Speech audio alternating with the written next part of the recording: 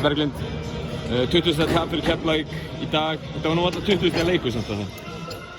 Nei, tilfinningin mín var svona svo að mér fannst þetta enda í of stóru tapi með hvernig leikurinn þróaðist. Við vorum samt í rauninu að elta allan tímann sem var erfitt. Við vorum oftast svona 10-12 stigum undir sem engin munur í körfubolta en einhvern veginn svona fannst mér við spila eins og við værum 40 stigum undir.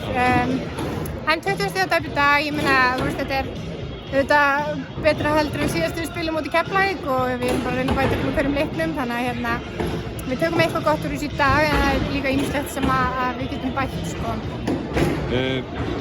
Svolítið skrítið, þegar komið inn í þennan leik eru taplausar í deildinni og hafi gert bara virkilega vel hingað til en eru með 9 leikmenn á skýrslu og einhvern veginn eru svona hálfgerður underdog í þessum leik. Getur þú sagt hvað að gerast hjá liðinu? Já, ég meina Haddi var ekki með okkur í dag og auðvitað söknum við hennar.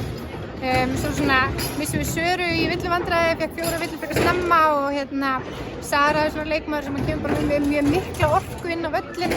Hún er örugglega average að einhverjum 8 frákastum og hún er eitthvað ekkert á hæð þannig að mér var svolítið vanta svona orkuna sem kom frá henni, við þurftum að hafa hann svolítið á bekknum. En ég meina, þú veist, það eru 5 leikmenn inn á og hvort sem ég er með 9 á skýrslu og 12 á skýrslu, það er nú aldrei spila nema 7 leikmenn í körfubolta sko, en auðvitað erum við vængbrotnar og söknum þessar leikmanna sem eru borgarlega klædd eða heima veit sko, en ég meina, það er bara lífið og þetta var liðið sem vorum í dag og það dugði til. Fáum nú samkvæmt skipulaginu og fáum smá pásu núna fram að næsta vik. Ætlum við að nýta það í að koma ykkur saman?